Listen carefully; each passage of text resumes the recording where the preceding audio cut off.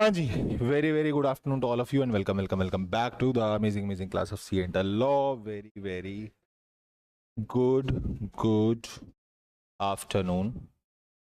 आएगी. Good morning, good afternoon, good evening to all of you. Yes people. आपकी sir first class है? Online you have attended? आपकी first attend किया सिर्फ. First class है, online attend किए सारे लेक्चर, फर्स्ट और सेकंड. फर्स्ट सेकंड ना, ठीक. चलो, ये क्वेश्चन करके आए. किसने किए, किसने ट्राई नहीं किए? ऑनेस्टली ऐसा टाइम नहीं लगा होगा, शाम को जाके क्वालिटी टाइम देना होगा कहीं पे, तो ऐसा मौका नहीं लगा होगा. किस को शाम को टाइम नहीं लगा ऐसा जाके? सबने ट्राई किए. चलो, फर्स्ट का आंसर क्या है? Whether Raghu limited is holding of Yash or no? नहीं है होल्डिंग. क्यों नहीं है? फुल्ली पेड अप वाले. आपको कैसे पता ये सब? ये तो मैंने बताया ही नहीं। ये क्वेश्चन का आंसर तो आना ही नहीं चाहिए था। अगर तुमने इसका आंसर निकाल लिया है तो इसका मतलब यूट्यूब से फाउंडेशन फाउंडेशन। चलो एक बार ये क्वेश्चन निपटा दें फिर आगे चलते हैं, ठीक है। और आज चैप्टर खत्म तो नहीं होगा बट कल हो जाएगा। थोड़ा सा आज, अगर आज तुम थोड़ा और एक आध घंटा और रुक जाते तो हो जाता, बट हाँ मुझे पता है नहीं रुकोगे, इट्स ओके, तो इसलिए कल करेंगे। सुनो, देखो क्वेश्चन क्या था। 2023 में एक कंपनी यश लिमिटेड, उसने 10 लाख इक्विटी शेयर्स इशू करे। कितने रुपए वाला? 10 रुपए वाले। Fully paid up. Fully paid up का मतलब पूरे 10 रुपए थे और 10 रुपए पूरे आ गए, पूरे पेड अप है, ठीक है। तो एक बात बताओ, यश लिमिटेड की पेड अप कैपिटल निकालो जरा। यश लिमिटेड की paid up capital is 10 lakh shares into rupees, तो ये कितना आएगा? 1 करोड़, ठीक है। फिर 2024 में कंपनी ने और 15 लाख शेयर इशू कर दिए, और ये भी 10 वाले हैं बट इस पे अभी 5 रुपए ही पेड अप है। मतलब अभी कंपनी ने मांगे भी 5 है और अभी शेयर होल्डर ने दिए भी 5 है। अभी पूरे 10 रुपए नहीं आए। हेलो, अभी पूरे 10 रुपए, मांगे कितने, आए भी कितने? तो मैं बोलूं 15 लाख इंटू में 5, 75 लाख। तो total paid up share capital कितनी हो गई? 1.75 करोड़, यानी कि 1 करोड़ 75 लाख, ठीक है। अब जब आप होल्डिंग सब्सिडरी देखते हो ना, इसमें क्या बोला? एक कंपनी है रघु लिमिटेड। ये देखो, ये कंपनी कौन है? रघु लिमिटेड। और ये उस कंपनी के 13 लाख पार्टली पेड अप वाले शेयर होल्ड करती है। किसके? यश लिमिटेड के। यानी ये जो रघु लिमिटेड है ना, अच्छा टोटल नंबर ऑफ शेयर्स कितने हैं? Total number of shares, number of share 25 lakh. कैसे आया? 10 लाख शेयर और 15 लाख शेयर, तो टोटल शेयर्स कितने हैं? अब मैंने होल्डिंग सब्सिडरी में यह पढ़ाया है कि अगर कोई कंपनी सामने वाली कंपनी का मोर देन 50% वोटिंग पावर होल्ड करती है तो ये कौन है और वो कौन है। बट ये वोटिंग पावर किस पे निकलती है? नंबर ऑफ शेयर्स पे निकलती है। बट नंबर ऑफ शेयर्स पे तब निकलती है अगर पेड अप हो। मतलब मैं क्या बोल रहा हूं, सुनना आराम से। इसमें इस क्वेश्चन में क्या हुआ? टोटल शेयर्स कितने, ये कंपनी कितने होल्ड करती है? तो 13 लाख 25 लाख का 50% से तो ज्यादा है भाई। 25 लाख का 50% कितना होगा? 12.5 लाख। बोलो हाँ है ना। ये कंपनी शेयर कितने होल्ड करती है? But number of share doesn't matter. Number of share doesn't matter, क्यों? क्योंकि ये 13 के 13 लाख शेयर कौन से वाले होल्ड करती है? पार्टली पेड अप वाले। यानी एक तरीके से रघु लिमिटेड की होल्डिंग कितनी है? रघु लिमिटेड की holding 13 lakh shares into ₹5, that is ₹65 lakh. तो आप देखो टोटल कैपिटल कितनी है? 1.75 CR। उसमें से ये कितना होल्ड कर रही है? 65 लाख। ये कितना परसेंट आएगा? 37 पॉइंट, निकालो ना कितना आ रहा है, कैल्सी निकालो। अच्छा तुम लोग ऐसा तो नहीं है कि लॉ के सब्जेक्ट में कैल्सी नहीं लेके आते? 37.14, ये 50% से ज्यादा है, तो it is not a holding subsidiary. क्योंकि एक देखो, ये जितना भी मैंने बताया ये तो क्लिक कर गया तुमको, बट इसी क्वेश्चन में ना एक सेक्शन और लिंक हो रहा है, दैट इज सेक्शन नंबर 47। एक सेक्शन 47 होता है जो ये बोलता है कि your voting rights are directly proportional to your paid up share capital. जितना पेड अप अमाउंट होता है ना, उस पे वोटिंग राइट मिलता है। अब आप ये नहीं देखोगे कि ये शेयर 10 रुपए वाला है, 5 रुपए पेड अप है, पर शेयर तो 10 वाला है ना, उस पे पेड अप वैल्यू कितनी है? 5 रुपए। तो आपके पास पेड अप के हिसाब से वोटिंग राइट आते हैं। तो यहां पर ये वोटिंग राइट्स कितने हैं? सिर्फ 37%। So it is not a holding subsidiary. ठीक है। बाकी जब सेक्शन 47 कराऊंगा तो ये वाला क्वेश्चन एक बार दोबारा कराऊंगा, ताकि जब 47 हो जाएगा तो you will get more clarity कि 47 का यूज यहां पर कैसे हुआ है। ठीक है। बट यहां होल्डिंग सब्सिडरी का रिलेशन नहीं है। Number of share doesn't matter. आप ये मत देखो कि 25 लाख शेयर में से मेरे पास कितने शेयर है? 13 लाख, तो मोर देन 50% हो गया तो ये क्या हो गया? Holding subsidiary. नहीं, आपको किस पे देखना पड़ेगा? वोटिंग पावर पे देखना पड़ेगा कि अगर मोर देन 50% वोटिंग पावर है then it is called as a holding subsidiary. Is it clear? फिर आगे क्या बोल रहा है, how much paid up capital was required to be held by Raghu in order to become holding company. इसके पास कितनी कैपिटल होनी चाहिए थी होल्डिंग बनने के लिए? तो मैं बोलूं मोर देन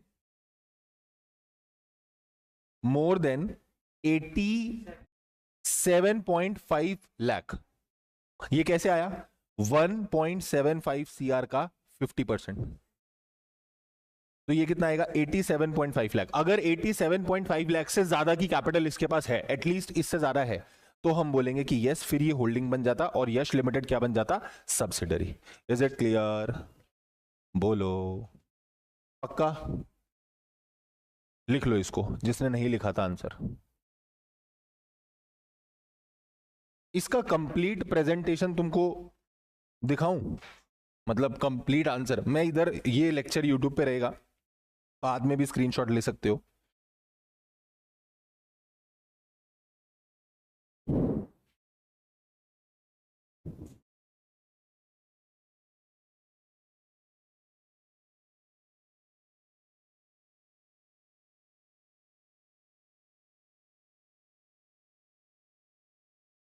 ये रहा। इसमें बस नाम चेंज है, फिगर एग्जैक्टली सेम है। ठीक है, पहले आप प्रोविजन लिखोगे किसका? होल्डिंग सब्सिडरी का। फिर यहाँ पे सेक्शन 47 आएगा बीच में। अब 47 बीच में घुस गया, इसलिए थोड़ा सा तुमको ऐसा लग रहा होगा कि 47 अभी पढ़ा नहीं है। तो जब 47 कराऊंगा, ये वाला क्वेश्चन दोबारा कराऊंगा। ठीक है, उसके बाद आपने यहाँ पे फैक्ट्स दिए कि 2004 में ये था, 8 में ये था। मैंने उधर जो क्वेश्चन दिया तुमको, उसमें नंबर, वो नाम और ईयर चेंज है, बस फिगर एग्जैक्टली सेम है। ठीक है, लास्ट में आप देखो, पहले आपने ये निकाला कि कंपनी की कैपिटल है कितनी, फिर उसके बाद हमने निकाला वो कंपनी कितने होल्ड करती है, 13 lakh shares. So in order to be a holding company, that company must hold at least more than 50% of the voting power. Share hold करने से कुछ नहीं होगा, वोटिंग पावर 50% से ज्यादा होनी चाहिए। सो कंसिडरिंग 1 शेयर 1 वोट, इस कंपनी के पास 87.5 लाख से ज्यादा के शेयर होने चाहिए, तब ये क्या बनेगी? होल्डिंग, और सामने वाली कंपनी क्या बनेगी? सब्सिडरी। Is it clear? बोलो। सिंपल। सेकंड क्वेश्चन तो आसान था, इसको यहां से स्क्रीनशॉट ले लेना बाद में, ठीक है, रोक के आराम से। Second question was very easy. Second वाला बताओ। देखो, दो कंपनी है, एक का नाम क्या है and second one is Rohan. Both are subsidiary of Shiv limited. जब भी कभी पेपर में क्वेश्चन करो ना, और कोई क्वेश्चन में अटको कि नहीं समझ में आ रहा, बहुत कॉम्प्लेक्स क्वेश्चन होता है, एक तो कभी भी पेपर में जब क्वेश्चन सॉल्व करते हैं ना, तो क्वेश्चन को कंप्लीट नहीं पढ़ना है, ऐसा उसको ब्रेक करते जाओ धीरे धीरे। अगर न्यूमेरिकल क्वेश्चन भी पढ़ रहे हो तो मेक द डेटा समरी, जो जो समझ में आ रहा है उसको लिखते जाओ, उसको समराइज करो, ताकि इजी लगेगा। अब क्या करते हो तुम पता है, तुम फर्स्ट वर्ड से स्टार्ट होते हो, लास्ट तक आ जाते हो पढ़ते पढ़ते, और फिर उसे फिर पढ़ना शुरू कर देते हो। ऐसा हुआ होगा, मतलब पूरा पढ़ रहे, देर आर टू कंपनी, अरे पढ़ लिया, बट वो टाइम ही वेस्ट हुआ ना, उसको तोड़ो बीच में। इसने क्या बोला? There are two companies, Ram limited and Rohan limited, both are the subsidiary of Shiv limited. तो ऐसा एक रफ में कहीं चार्ट बना लो, there is a company Shiv limited, इसकी दो सब्सिडरी हैं, first is Ram limited, second is Rohan limited. ठीक है, ये भी सब्सिडरी कंपनी है और ये भी subsidiary company. Is it clear to you? Hello. Ram hold 3 lakh share of another company Manav limited. एक और कोई कंपनी है मानव लिमिटेड, राम इसके 3 लाख शेयर होल्ड करता है, ठीक है, और रोहन इसके 1.5 लाख शेयर्स होल्ड करता है, ठीक है। Total shares of Manav is 8 lakh. अब आपको यह बताना है कि क्या मानव शिव की सब्सिडरी है या नहीं है, whether Manav is the subsidiary of Shiv limited और नॉट। कितने लोग बोल रहे हैं नो? क्यों नो?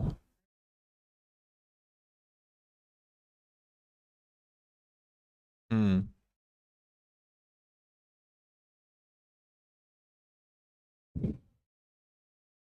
हम्म ये तुम लोग इतना कम कम मार्जिन पे क्यों बैठे हो आज? तू तो दिख ही नहीं रहा, पता बीच में। Hmm sir, Manav is subsidiary of Shiv or not, है कैसे? हम्म हम्म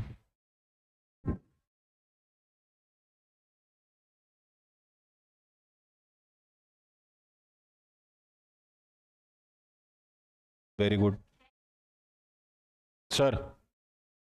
हम्म।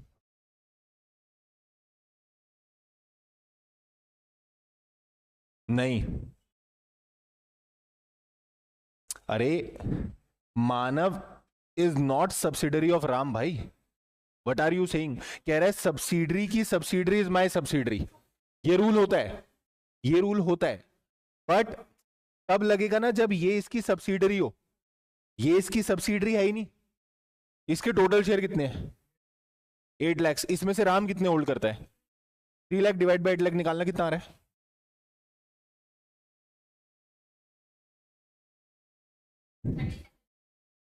37.5। तो ये इसकी सब्सिडरी आई नहीं। 50% से ज्यादा कहां है? यस और नो? ऐसे ही ये 1.5 lakh out of 8 lakh 18.75। But मैं बताता हूं क्या हुआ है। डेफिनेशन याद है सब्सिडरी कंपनी की? वो क्या बोलता था? एक कंपनी किसी दूसरी कंपनी में मोर देन 50% होल्ड करती है, ईदर ऑन इट्स ओन और टुगेदर विद वन और। तो ये कंपनी डायरेक्टली तो इसमें कितना होल्ड कर रही है? 0। बट इसकी सब्सिडरीज उसमें होल्ड कर रही है कितना? 4.5 lakh out of 8 lakh. That is 56.25 which is more than 50%. तो I'll say yes, Manav limited is subsidiary of Shiv.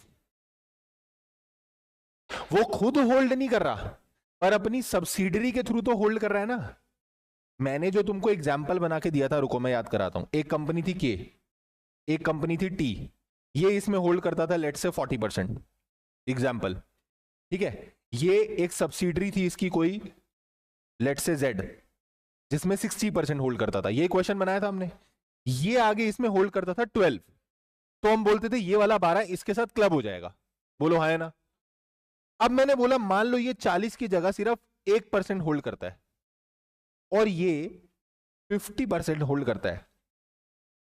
अभी भी आंसर रिमेन सेम। क्या अभी भी T is the subsidiary of के? यस, क्योंकि के खुद कितना होल्ड कर रहा है और अपनी सब्सिडरी के थ्रू। तो टोटल कितना हो गया? 50। अब मैं बोल रहा हूं ये 0 हो और ये 51 हो तो भी चलेगा। अब सोचो यहां 51 एक कंपनी नहीं है, ये इसमें होल्ड करती है 10% और इसकी एक और सब्सिडरी है वाई, ये भी इसमें होल्ड करती है कितना? 41%। तो ये भी तो क्लब होगा। आप अपनी कितनी भी सब्सिडरीज के थ्रू किसी में होल्ड करोगे वो सब कुछ क्या हो जाएगा? क्लब। एंड ये बड़ा ही प्यारा क्वेश्चन है which is great example of this thing that you are not directly owning anything in that company, still that company is your subsidiary.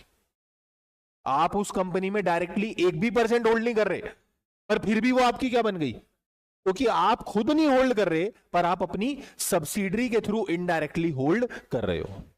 बात समझ में आई? तो यहां पर क्या मैं बोलूं Manav is subsidiary of Ram? Manav is subsidiary of Ram? No, क्योंकि राम उसमें मोर देन 50% नहीं होल्ड करता। Similarly Manav is subsidiary of Rohan? No, Manav is not subsidiary of Rohan, but yes Manav is subsidiary of Shiv. Because Ram और रोहन दोनों किसकी सब्सिडरी हैं? शिव की। और शिव अपनी सब्सिडरीज के थ्रू किसी दूसरी कंपनी में कितना होल्ड करके बैठा है? मोर than 50%। So that becomes the subsidiary. ये बड़ा प्यारा क्वेश्चन है क्योंकि बच्चे इसमें फंस जाएंगे कि ये तो 0 है, खुद तो कुछ होल्ड ही नहीं कर रहा तो सब्सिडरी कैसे बनेगा? ऐसा नहीं होता कि खुद होल्ड करना ही जरूरी है। कहां लिखा है ऐसा खुद होल्ड करना जरूरी है?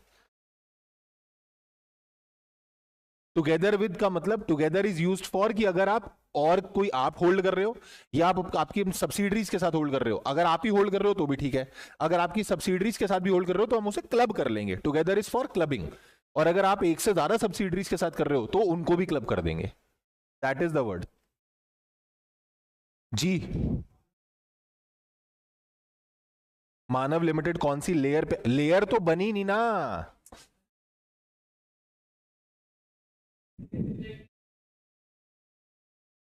फर्स्ट पे जाएगी ना। मानव इज द फर्स्ट सब्सिडरी।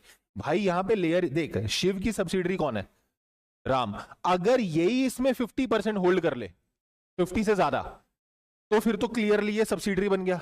फिर ये एक लेयर, ये दो लेयर, समझा? इस वाले केस में तो राम, इसकी लेयर जो है वो ये है, इसकी लेयर जो है वो ये है, ठीक है। और राम लिमिटेड के लिए आगे कोई लेयर है ही नहीं है, क्योंकि ये सब्सिडरी का रिलेशन बना ही नहीं रहा अभी। तो there is no concept of layer right now. ठीक, चलो हमने कौन सी कंपनी पढ़ी थी? बस बस बस बस, मैं लास्ट में रिवाइज कराऊंगा, सॉरी एक बारी, ठीक है। अभी नया स्टार्ट करते हैं, क्योंकि जो नए बच्चे हैं वो मेरे को देख रहे हैं क्या करा रहा है इतनी देर से, समझ कुछ आ नहीं रहा है। देखो ऐसे ना जज नहीं करते, क्योंकि हम तो पहले की क्लास देख के आए नहीं है, then how you will be able to जज, है ना?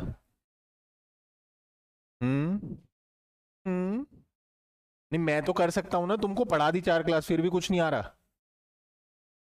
जिया, जो लक्ष्य है वो एकदम अर्जुन की तरह ऐसा साध के रखना है कि भाई मेरे को क्लियर करना है, ठीक है। अपने लक्ष्य से भटकना नहीं है। जो अपने लक्ष्य से भटकता है ना, फिर वो भटकता ही रह जाता है। ये मैं सबको बोल रहा हूं, not only to Jiya, I am saying to everyone that your goal should be like, you should be very goal centric, कि भाई दुनिया इधर की उधर हो जाए, प्रलय आ जाए, मेरे रिजल्ट पे अगर आईसीआई 1 लाख बच्चों में से एक बच्चे को पास करेगा, वो मैं हूं। This should be the approach. अगर तुम सोचोगे मैं कहां, तो फिर भगवान भी कहेंगे इसको तो साइड ही करो, ये तो खुद पे विश्वास नहीं है। तो you should be like that. अगर आईसीआई 1% रिजल्ट निकाले तो हमें उसे 1 में आना है, ठीक है। बाकी सारी दुनियादारी गई भाड़ में। तो you should be like that, समझ रही हो जिया?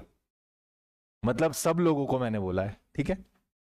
चलो एक एक बढ़िया सी डेफिनेशन पढ़ाता हूं, लिखो। Section 2 clause 52 listed company. Section 2 clause 52 listed company, क्या 40? 2 क्लॉज 40 इज फाइनेंशियल स्टेटमेंट्स।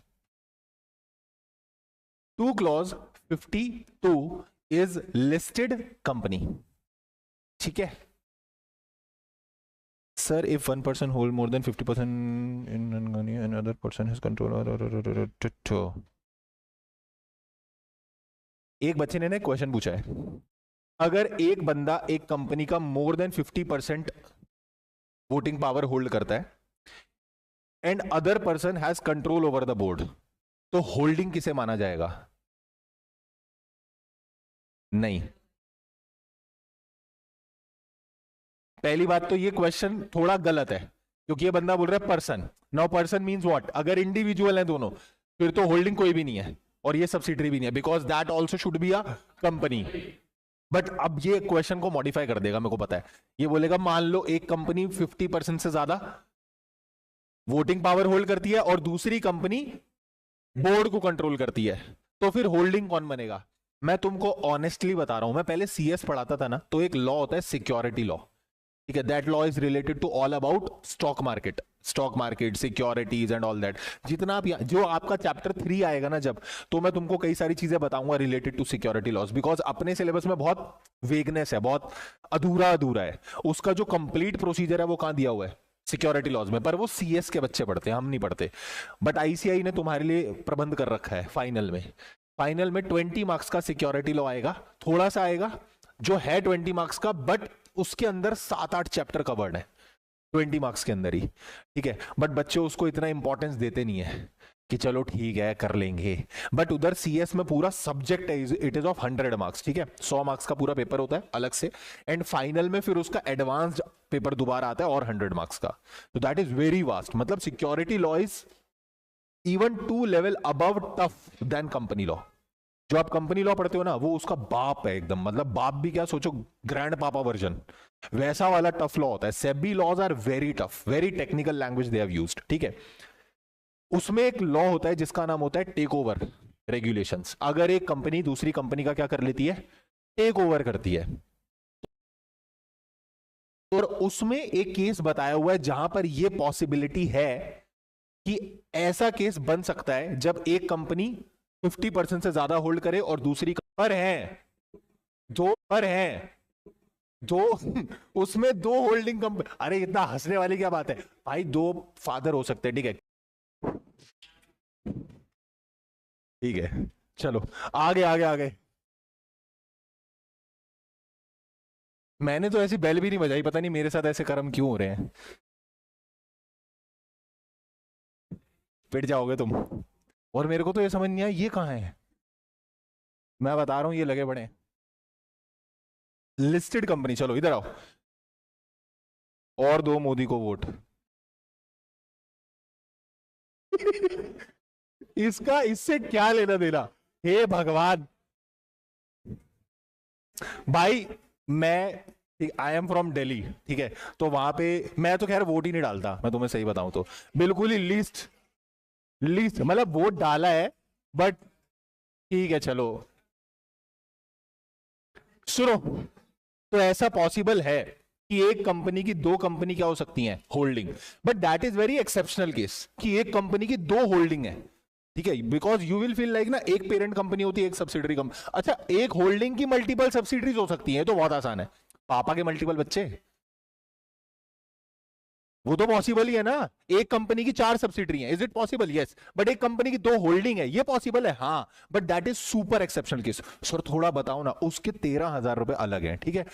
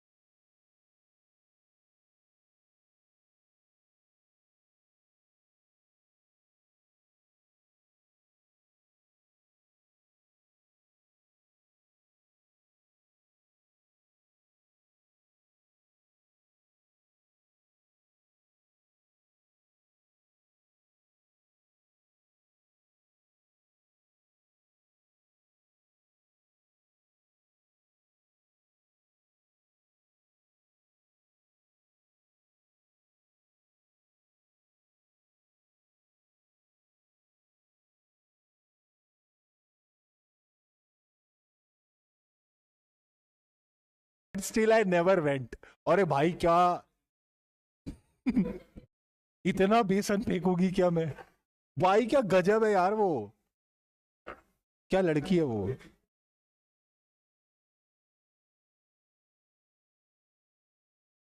और बताओ, बिग बॉस में आ गई,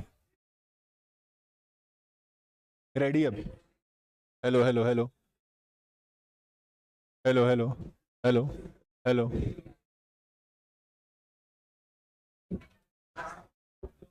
चलो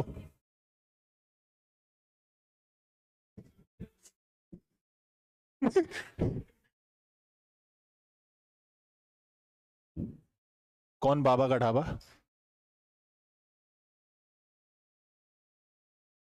अच्छा वो, अरे दिल्ली में ना भाई एक से एक कैरेक्टर है, ठीक है, अब ऐसे तुम्हें बताने बैठूंगा तो वो क्या काम।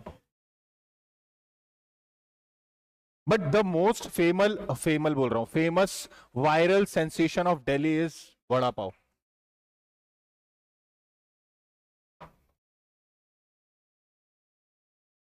वाली दीदी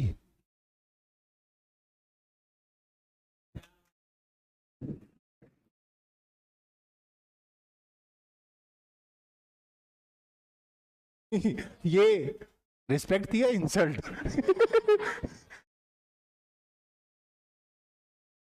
चलो अभी हम स्टार्ट कर रहे हैं। चलो चलो चलो बस अभी क्लास स्टार्ट करेंगे एकदम, ठीक है।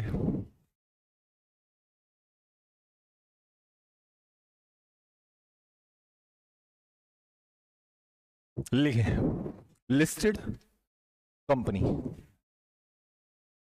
Section 2 clause 52, listed company. Sir listed company,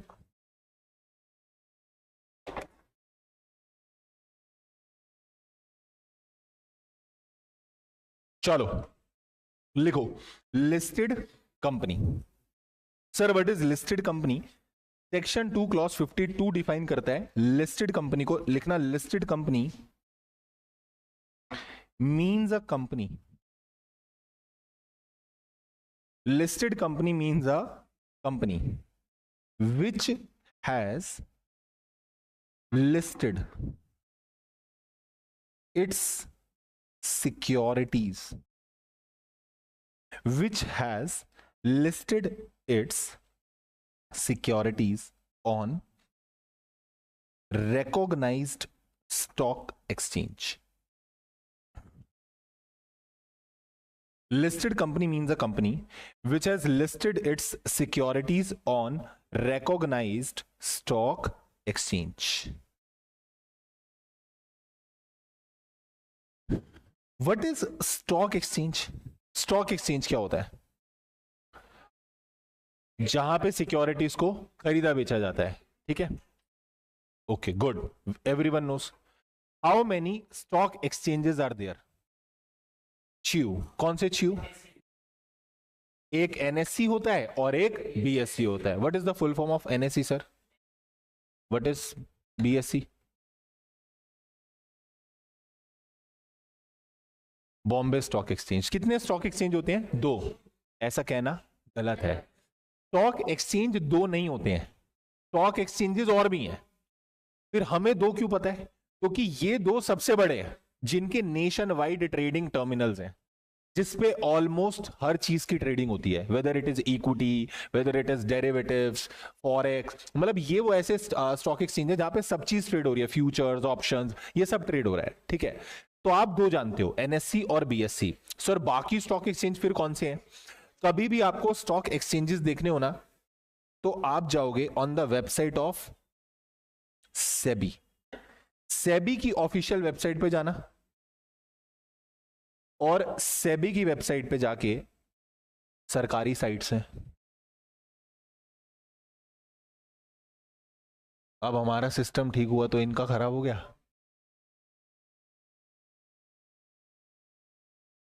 भाई आज कुछ तो है, आएगा आएगा आएगा। Let's control, have patience.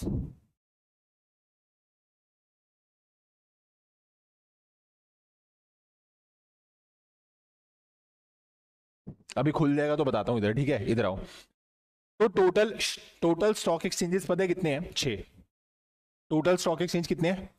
But sir यहां लिखा है रेकॉग्नाइज्ड स्टॉक एक्सचेंज। तो रेकॉग्नाइज्ड स्टॉक एक्सचेंज और स्टॉक एक्सचेंज में क्या फर्क होता है? Stock exchange is a stock exchange, जो आपको पता है, ठीक है, जहां सिक्योरिटीज खरीदी बेची जाएंगी। बट उसका रिकॉग्निशन लेना पड़ता है पहले सेबी से। यानी एनी स्टॉक एक्सचेंज, अगर आज हम लोग मिलकर एक स्टॉक एक्सचेंज ओपन करते हैं, स्टॉक एक्सचेंज कंपनी फॉर्म में खुलता है, ठीक है। हमने एक कंपनी बनाई और हमने बोला हम किस चीज का बिजनेस करेंगे, मतलब हम लोग स्टॉक एक्सचेंज ओपन करेंगे, ठीक है, जैसे एनएससी लिमिटेड है, बीएससी लिमिटेड है, दीज आर द कंपनीज। हमेशा कंपनी फॉर्म में स्टॉक एक्सचेंज होगा, पार्टनरशिप फॉर्म में स्टॉक एक्सचेंज नहीं होता, एलएलपी फॉर्म में स्टॉक एक्सचेंज नहीं होता, always and always it will be in the form of a company. Sir क्यों? ऐसा एक लॉ में लिखा हुआ है, सिक्योरिटी लॉज में लिखा है, ठीक है, हमेशा कंपनी फॉर्म में होगा। तो अगर आज हम लोग एक स्टॉक एक्सचेंज बनाते हैं तो हमको भी पहले रिकॉग्निशन लेना पड़ेगा, किससे? सेबी से। Then we will be called as a recognised stock exchange. सिर्फ स्टॉक एक्सचेंज होने से कुछ नहीं होगा।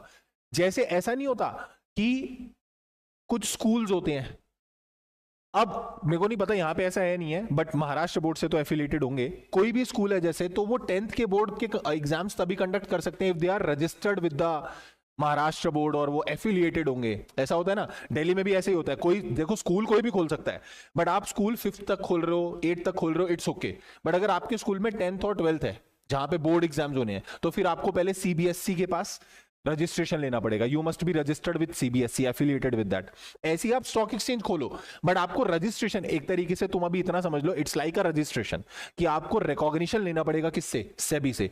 Then you will be called as a recognised stock exchange. क्या बोला जाएगा? Recognised stock exchange. Is that clear to you?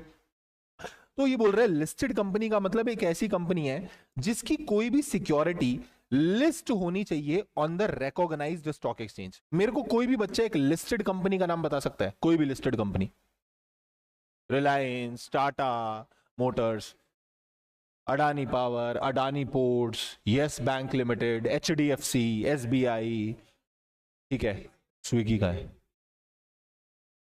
Zomato, MRF, all these are listed company. अब मैं जो तुमको बोलने जा रहा हूं ना, वो ध्यान से सुनना। मैं क्वेश्चन पूछता हूं, चलो ठीक है। जैसे मान लो रिलायंस है, ठीक है, अगर आज रिलायंस 10 लाख शेयर्स इशू करती है और नए शेयर्स लाती है, ठीक है, already Reliance is a listed company, हम 10 लाख शेयर और इशू करने जा रहे हैं लोगों को, because Reliance needs further capital. तो 10 lakh share we are issuing 10 rupees each. 1 crore रुपए की रिक्वायरमेंट है मुक्कू भाई को, ठीक है। अब 1 करोड़ रुपए चाहिए। जो ये 10 लाख शेयर इशू हो रहे हैं नए वाले, इन्हें स्टॉक एक्सचेंज पे अलग से लिस्ट कराना पड़ेगा, या कंपनी इज लिस्टेड तो ये वाले shares will automatically be listed? Reliance is a listed company, तो अगर कंपनी लिस्टेड है तो ये वाले शेयर को अलग से लिस्ट कराऊं स्टॉक एक्सचेंज पे, या बाय डिफॉल्ट लिस्टेड है? किस किस को लग रहा है बाय डिफॉल्ट लिस्टेड है? आंसर इज अलग से लिस्ट कराना पड़ता है, क्योंकि अब जो मैं लाइन बोलने जा रहा हूं वही बताने के लिए मैंने ये एग्जांपल लिया। कभी भी कंपनी लिस्ट नहीं होती, उसके शेयर्स लिस्ट होते हैं स्टॉक एक्सचेंज पे। ट्रेडिंग शेयर्स की होनी है। It's like you are placing a product in the market. जैसे मैंने एक नया ब्रांड लॉन्च करा, तो मैं सारे मॉल्स के अंदर अपना प्रोडक्ट रखवा दूंगा। वैसे ही कंपनी ने शेयर लाए, अब कंपनी बोल रही है हम चाहते हैं लोग इसमें ट्रेड करें, तो कंपनी अपनी सिक्योरिटी को लिस्ट कराती है। कंपनी कभी लिस्ट नहीं होती, ये लाइन हमेशा ध्यान रखना, कभी कंपनी लिस्ट नहीं होती है। Always and always the securities are listed on stock exchange. But बोला ऐसा जाता है कि it is a listed company, company कभी लिस्ट नहीं होती, ठीक है। क्योंकि अगर कंपनी लिस्ट होती तो एक बार कंपनी लिस्ट हो गई ना, अब उसके बाद वो कोई भी शेयर इशू करेगी तो बाय डिफॉल्ट वो क्या हो जाएंगे? लिस्ट। पर ऐसा नहीं होता। हर बार जब आप इशू लेकर आओगे, आपको सेबी से उसका क्या लेना पड़ता है? सारा कंप्लायंसेस करने पड़ते हैं सेबी वाले। स्टॉक एक्सचेंज से क्या लेना पड़ेगा? Approval. As and when you bring shares, नए नए शेयर और लेकर आओगे, हमेशा आपको स्टॉक एक्सचेंज से हर बार अप्रूवल लेना पड़ेगा। Every time you get that share और दैट सिक्योरिटी लिस्टेड, आपको उसे लिस्ट कराना पड़ेगा। Because company is never listed, always on always the securities are listed, कि आज से तुम्हारी सिक्योरिटीज मार्केट में क्या होंगी? ट्रेड होंगी। कल को तुमने कोई बड़े कांड कर दिए तो फिर सेबी तुम्हें डीलिस्ट भी कर सकता है। डीलिस्ट करने का मतलब कि वो तुम्हारी सिक्योरिटीज को स्टॉक एक्सचेंज से हटा देगा, कि अब ये सिक्योरिटीज इस स्टॉक एक्सचेंज पे ट्रेड नहीं होंगी। बात समझ में आई? Never ever say that company is getting listed. Company list नहीं हो रही है, कंपनी के share, debenture, whatever it is, securities जो ला रही है कंपनी, वो लिस्ट हो रही है। बट हम मार्केट में ऐसा बोलते हैं कि it becomes a listed company, company list हो गई, बट कंपनी लिस्ट नहीं होती है। ठीक है, आगे लिखना जरा। अब मेरे को एक बात बताओ, सिक्योरिटीज में क्या क्या आता है? मैं तुमको मोटा मोटी बताऊं तो सिक्योरिटीज में सबसे पहले तो क्या आएगा? Equity shares. एक आप देखोगे कन्वर्टिबल सिक्योरिटीज, और एक होती हैं नॉन कन्वर्टिबल सिक्योरिटी। एक होती है कन्वर्टिबल सिक्योरिटीज और एक क्या होती है? Non convertible securities. हाँ, उसको एफपीओ कहते हैं। अगर रिलायंस ऑलरेडी लिस्टेड है और अब वो और नए शेयर लेकर आ रही है तो it will B FPO, further public offer. But ये थर्ड चैप्टर का है सब।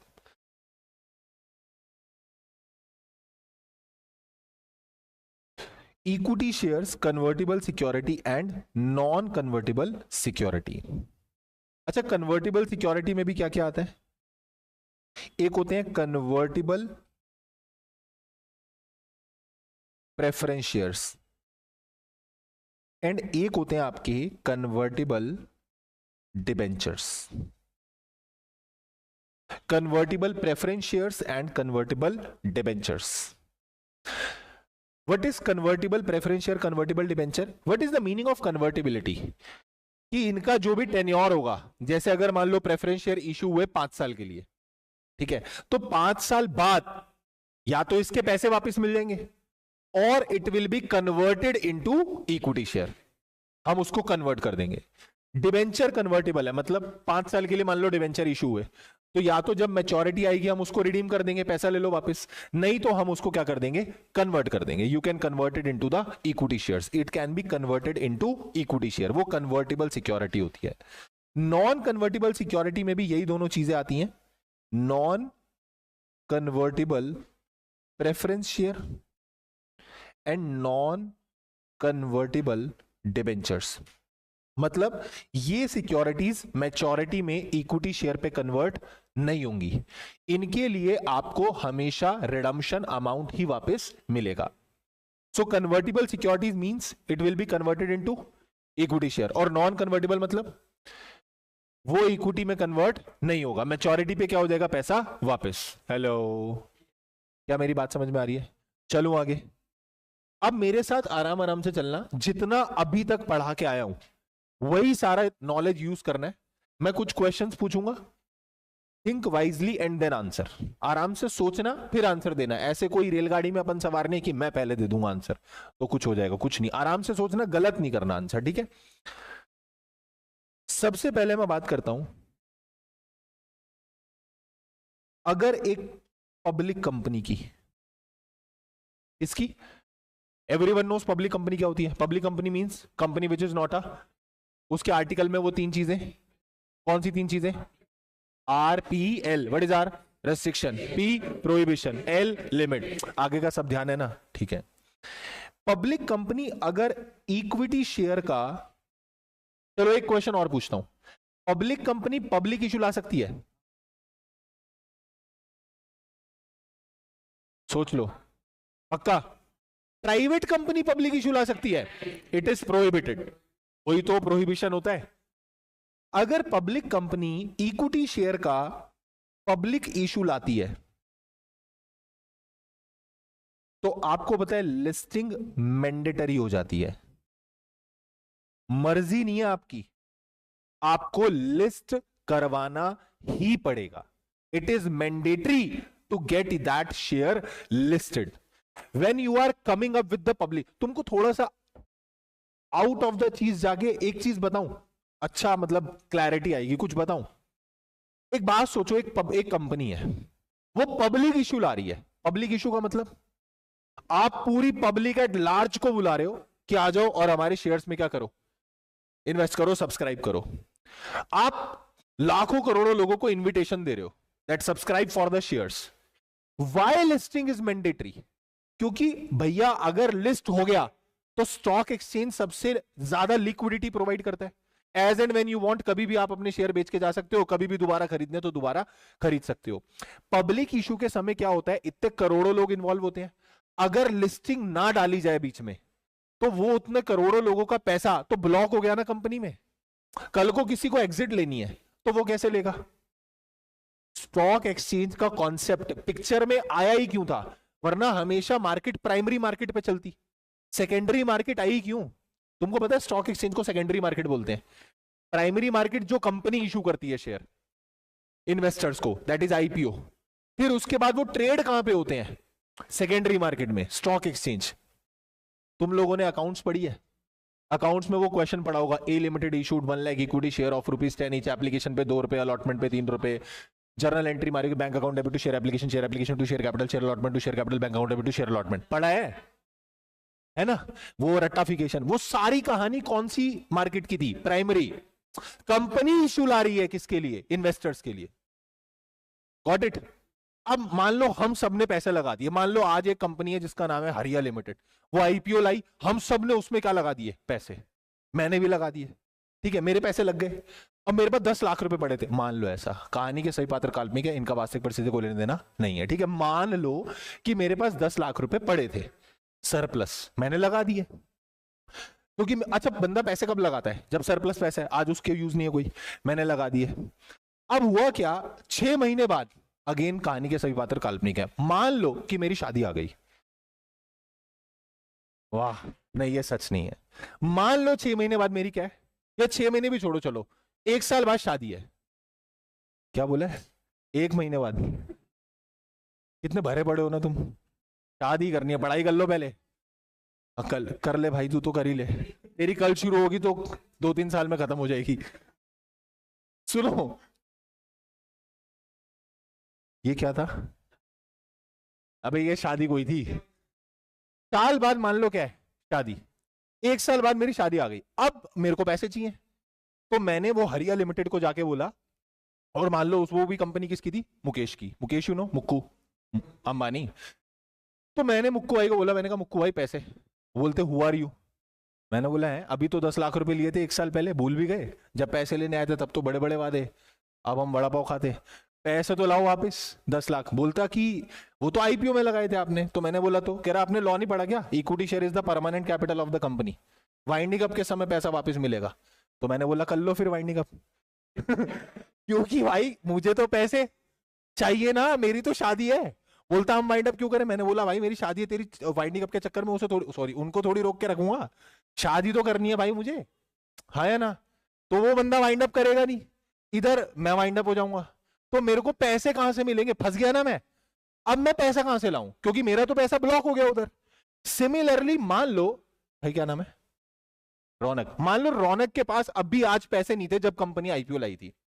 1 साल बाद इस बंदे के पास पैसे आ गए हैं, now he wants to invest into that company. ये भी पहुंच गया मुकेश के पास और बोलता है कि आईपीओ लेके एफपीओ लेके आ जाओ और शेयर इशू करो। वो बोलता है क्यों? कह रहा मेरे को इन्वेस्ट करना है। तो बोलेगा तेरे को इन्वेस्ट करने के लिए हम शेयर इशू करें? मतलब आप समझ पा रहे हो प्रॉब्लम क्या फंसेगी? एक समय ऐसा आएगा जब किसी को एग्जिट लेना है और किसी को, जिसको पैसे वापस सीओ से वापस नहीं मिल रहे और जो इन्वेस्ट करना चाह रहा है उसके लिए इशू थोड़ी आएगा बार बार। तो for that secondary market came into picture कि स्टॉक एक्सचेंज बनाओ, ताकि बाद में कल को चलकर कभी भी कोई भी इन्वेस्टर टू इन्वेस्टर ट्रेड करना चाहे तो वो कर सकता है easily. That is why stock exchange came into picture and listing mandatory की गई पब्लिक इशू के केस में, कि अगर आप पब्लिक इशू लाओगे तो लिस्ट करवाना मैंडेटरी हो जाएगा, ताकि आपके इन्वेस्टर्स कल को अगर एग्जिट लेना चाहे तो easily they can take the exit. Liquidity provide करनी पड़ेगी, पैसा ब्लॉक नहीं हो सकता आपका। वरना तो फिर पता क्या होगा, अगर ऐसा हो जाता कि लिस्टिंग ना होती, कोई लिक्विडिटी ना होती, तो कोई पैसा ही नहीं देगा, फिर कंपनी को फंड ही नहीं मिलेगा ना भाई। क्योंकि हर बंदा क्या सोचेगा, आज मेरे पास पैसे हैं पर अगर मैंने लगा दिए और कल को मुझे चाहिए हुए तो ये तो मेरे को बोल देंगे कब का वेट करो, वाइंडिंग अप का। ऐसे थोड़ी होता है, तो मैं वेट कोई करूंगा। तो इसीलिए पब्लिक इशू के समय लिस्टिंग क्या की जाती है? मैंडेटरी। लिस्ट कराओ ही कराओ ताकि इन्वेस्टर्स को क्या मिले? लिक्विडिटी मिले। तो जब भी आप इक्विटी शेयर का पब्लिक इशू लाओगे, लिस्टिंग मैंडेटरी। अगर आप कन्वर्टिबल सिक्योरिटी का पब्लिक इशू लाओगे, अगेन लिस्टिंग मैंडेटरी। अगर आप नॉन कन्वर्टिबल सिक्योरिटी का पब्लिक इशू लाओगे, again listing mandatory.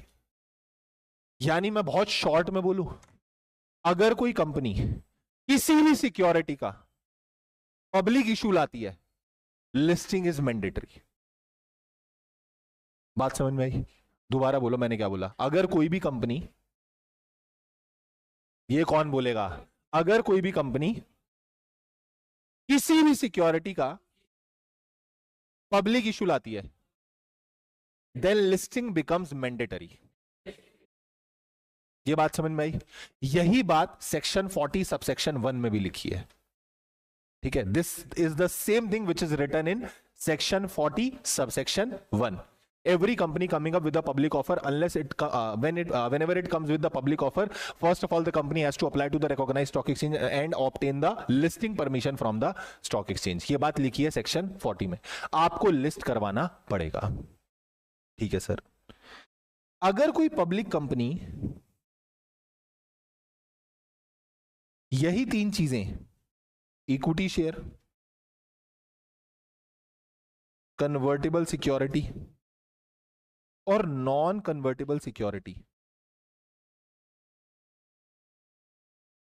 Private placement से लेके आती है, किससे लेके आती है? थोड़ा थोड़ा याद आ रहा होगा। एक साल में मैक्सिमम 200 लोगों को ऑफर करना, पब्लिक इशू नहीं है ये क्या है? Private placement. सेलेक्टेड लोगों को आप ऑफर कर रहे हो। अगर पब्लिक कंपनी ये 3 चीजें किससे लेके आती है? प्राइवेट प्लेसमेंट से, देन लिस्टिंग इज ऑप्शनल। आपकी मर्जी होती है, अगर आपको कराना है कराओ, नहीं कराना मत कराओ। Then listing is optional.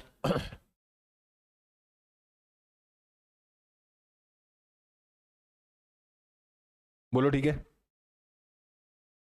चलो आगे। लिखना है अभी, जल्दी लिखो। सर जो शार्क टैंक में फंडिंग होती है वो प्राइवेट प्लेसमेंट होती है? नहीं।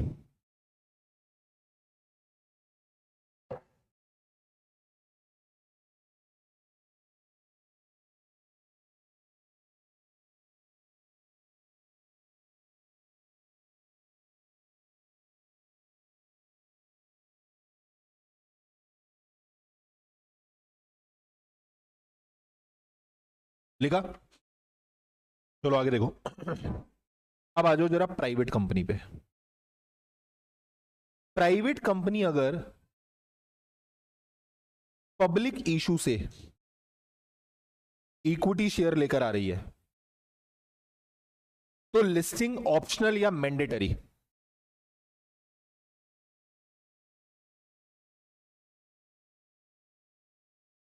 पब्लिक इशू अलाउड ही नहीं है, यानी ये प्रोहिबिटेड है।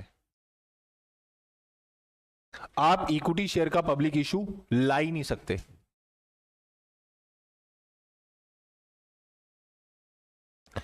अगर प्राइवेट कंपनी पब्लिक इशू से कन्वर्टिबल सिक्योरिटी लेकर आती है, अगेन प्रोहिबिटेड है। अगर प्राइवेट कंपनी पब्लिक इशू लाती है नॉन कन्वर्टेबल सिक्योरिटी का, अगेन इट इज प्रोहिबिटेड। यानी मैं बोलूं प्राइवेट कंपनी पब्लिक इशू तो ला ही नहीं सकती किसी भी सिक्योरिटी का। एक बच्चा बोल रहा है ऊपर वाले केस में जब वो प्राइवेट प्लेसमेंट से लेके आई थी तो लिस्टिंग ऑप्शनल है, अगर लिस्टिंग नहीं कराई तो एग्जिट रूट कैसे मिलेगा? ये किसको कैसे अलॉट करा आपने? ये प्राइवेट प्लेसमेंट से। प्राइवेट प्लेसमेंट में मैक्सिमम लोग कितने होते हैं एक साल में? तो वैसी जनता को तो तुमने इनवाइट ही नहीं करा। ये तो वैसे भी सेलेक्टेड लोग हैं, तो इनको जाना भी होगा तो ढूंढेंगे कोई दूसरा बंदा, अगर नहीं भी लिस्टिंग हुई तो। वो तो आपको लिस्टिंग मैंडेटरी कब डाला जा रहा है? जब पब्लिक इशू है, क्योंकि उसमें पूरे करोड़ों लोग इन्वॉल्व हो गए हैं। बट इसमें तो आप गिने चुने लोगों को खुद सेलेक्ट करके लेके आ रहे हो, उन्हें शेयर दे रहे हो। यहां पर मैंने बोला प्राइवेट कंपनी पब्लिक इशू से कुछ भी ला ही नहीं सकती। यानी प्राइवेट कंपनी को अगर शेयर वेयर या कोई भी सिक्योरिटी लेके आनी है तो लाएगी कैसे? प्राइवेट प्लेसमेंट से। तो अगर प्राइवेट कंपनी प्राइवेट प्लेसमेंट से, अगर प्राइवेट कंपनी प्राइवेट प्लेसमेंट से इक्विटी शेयर लेकर आती है, अब मेरे साथ साथ चलना जरा, या लिखो मत, अभी रुको, पहले समझ लो 2 मिनट रुक दो, बाद में लिखना। प्राइवेट कंपनी अगर प्राइवेट प्लेसमेंट से इक्विटी शेयर लेकर आ रही है तो लिस्टिंग मैंडेटरी या ऑप्शनल? लिस्टिंग मैंडेटरी या ऑप्शनल? ऑप्शनल। कितने लोग बोल रहे हैं ऑप्शनल? सीधा सीधा, गुड। लिखो, लिस्टिंग इज प्रोहिबिटेड।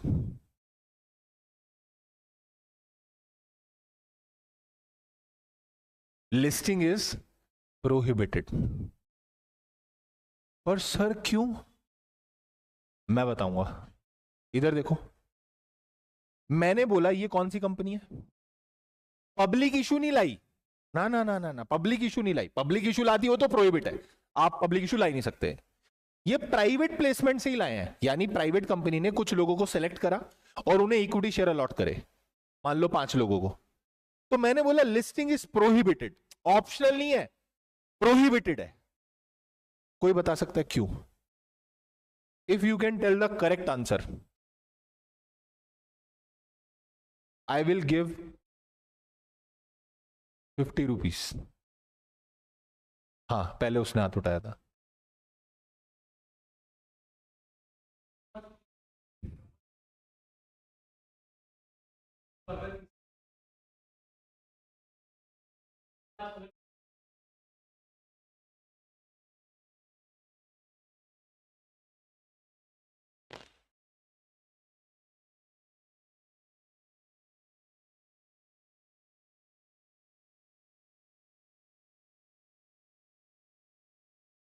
हम्म हम्म कैसे?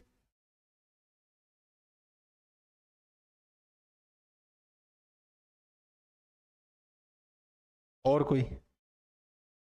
हम्म कर दी, कर दी। मान लो सिलेक्टेड लोग 200 थे, 200 तो कर सकते हैं ना, एक फाइनेंशियल ईयर में 200 को कर सकते हैं। मान लो 200 को कर दी। अब मैं बोल रहा हूं कि वो लिस्टिंग नहीं करवा सकते, लिस्टिंग मैंडेटरी नहीं, लिस्टिंग प्रोहिबिटेड है। क्यों?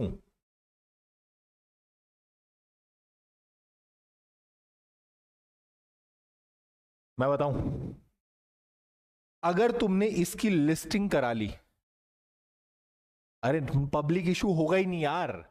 अगर तुमने इसकी लिस्टिंग करा ली तो लिस्टिंग का मतलब क्या होता है? अगर एक बार शेयर स्टॉक एक्सचेंज पे लिस्ट हो गया, मतलब वो फ्रीली ट्रांसफरेबल बन जाएगा। और प्राइवेट कंपनी की डेफिनेशन में फर्स्ट पॉइंट रेस्ट्रिक्शन होती। ये सही बोल रहा था आंसर, ये दूसरे पॉइंट पे घुस रहा है कि public issue, public issue. It was, मैंने इसको 2 बार चांस दिया कि ये सही बोले। It was first point.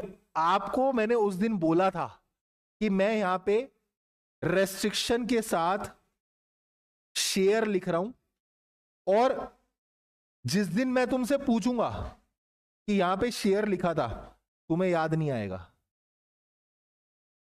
Private company के ऊपर रेस्ट्रिक्शन होती है कि उसके शेयर फ्रीली ट्रांसफरेबल नहीं होते।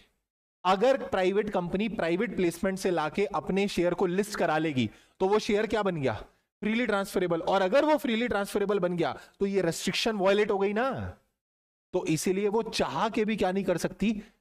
लिस्ट नहीं करा सकती प्राइवेट प्लेसमेंट से लाने के बाद भी। पब्लिक इशू तो ला ही नहीं सकती, और प्राइवेट प्लेसमेंट से लाके लिस्ट नहीं करा सकती। बात समझ में आई? वाह, 25 का कोई हिसाब नहीं होता, इधर इट्स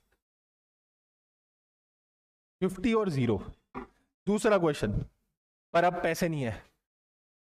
सेकंड क्वेश्चन, 500 वाला क्वेश्चन आएगा, पूछूंगा। ऐसे वाले भी हैं, फीस वापस लेने की निंजा टेक्निक पूरी है, बट क्वेश्चन जो है वो अच्छे अच्छे आएंगे, ठीक है? अभी डोंट वरी, तुमको ऐसा 10-20% फीस तो वैसे वापस मिल जाएगी अगर आंसर दोगे तो, definitely. Private placement, early bird वाले बोल रहे हैं हमने दिए ही उतने हैं। प्राइवेट प्लेसमेंट, सेकंड लिखो, अगर ये प्राइवेट प्लेसमेंट से कन्वर्टिबल सिक्योरिटी लेकर आते हैं। कन्वर्टिबल सिक्योरिटी में क्या क्या आता था? कन्वर्टिबल प्रेफरेंस शेयर और कन्वर्टिबल। अब मेरा क्वेश्चन, अगर ये कन्वर्टिबल प्रेफरेंस शेयर लेकर आते हैं, इसे लिस्ट करा सकते हैं?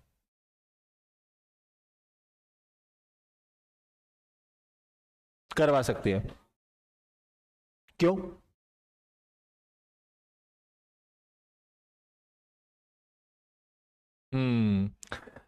लिस्टिंग करवा सकते हैं, नहीं करवा सकते?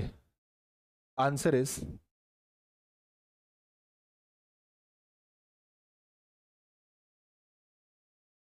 Listing is prohibited. पूछो क्यों? अरे नहीं रे, ये बाद में कन्वर्टिबिलिटी गई भाड़ में। ये क्या है? Preference share is also a share. उधर ये थोड़ी लिखे restrict the transfer of equity share, वहां लिखे restrict the transfer of share. ना आप इक्विटी शेयर फ्रीली ट्रांसफर कर सकते हो, ना आपके प्रेफरेंस शेयर फ्रीली ट्रांसफर होंगे। तो शेयर ही होता है ना। ओ, कन्वर्टिबल डिबेंचर को लिस्ट करा सकते हैं? नहीं, क्योंकि ये कन्वर्ट होके कल को क्या बन जाएगा, और अगर ये कन्वर्ट हो जाएगा फिर फ्रीली ट्रांसफरेबल हो जाएगा, तो ये भी नहीं करा सकते। अगर प्राइवेट प्लेसमेंट से नॉन कन्वर्टिबल सिक्योरिटी लेकर आते हैं, यानी कि नॉन कन्वर्टिबल प्रेफरेंस शेयर और non convertible debenture, non convertible preference shares और non convertible debenture, non convertible preference share को लिस्ट करा सकते हैं। क्यों? आप तो समझ गई, प्यारी समझ गई। अब क्या ये शेयर ही है, कन्वर्टिबल हो नॉन कन्वर्ट डजंट मैटर भाई। शेयर कभी भी लिस्ट नहीं होगा, क्योंकि अगर प्राइवेट कंपनी का शेयर लिस्ट हो गया वो फ्रीली ट्रांसफरेबल हो गया, और अगर वो फ्रीली ट्रांसफरेबल हो गया तो उसकी रेस्ट्रिक्शन वायलेट हो गई, तो ये नहीं होगा।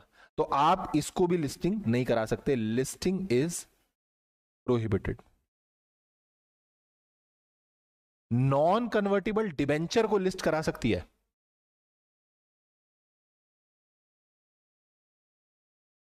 कितने लोग को लग रहा है हां? Answer is listing is allowed. Optionally listing is allowed, क्योंकि ये डिबेंचर है और ऊपर से क्या है, नॉन कर, तो कल को चल के शेयर में भी कन्वर्ट नहीं होगा, कोई रोला ही नहीं है इसका। तो ये तो आप करा सकते हो।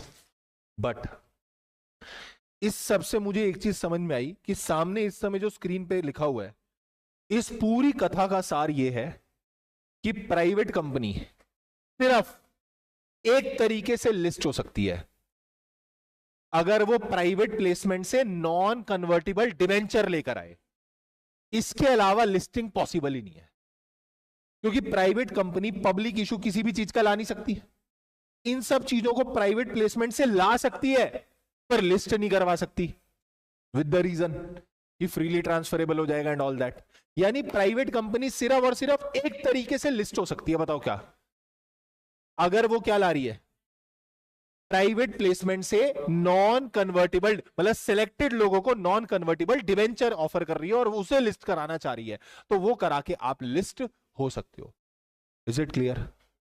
पर ये भी इनको रास नहीं आया। फिर आया रूल 2A, और रूल 2A ने बोला 3 केस ऐसे होंगे जहां हम कंपनी को लिस्टेड नहीं मानेंगे। एग्जाम पॉइंट ऑफ व्यू से this rule is super important.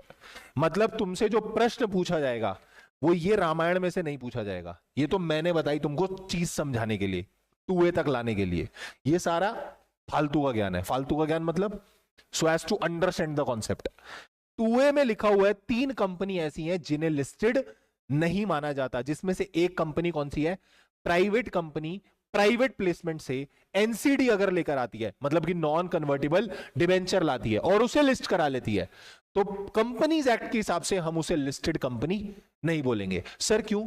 Because listed company पे there are number of compliances applicable, number of compliances. और ये एक ऐसी चिंदी कंपनी है जो है भी कौन सी? प्राइवेट, ऊपर से तुम्हारे लिस्ट भी क्या है? डिबेंचर। तो भाई तुमको वो सब कंप्लायंस करने की जरूरत नहीं है। अभी तुमको वो फील नहीं आ पा रही, जब आगे चलकर लॉ पढ़ोगे ना तो हर सेक्शन में जब बोलेगा कि ये सेक्शन कौन सी कंपनी पे लगेगा, एप्लीकेबिलिटी, तो पहली ही कंपनी कौन सी निकल के आएगी? Listed company. Listed company is the आलू कंपनी, हर जगह घुसा रखा है। ये रूल लगना है लिस्टेड पे तो लगेगा, ये लगाना है लिस्टेड। जैसे ऑडिटर होता है, ऑडिटर एग्जांपल देता हूं, ऑडिटर होता है, हु इज द ऑडिटर?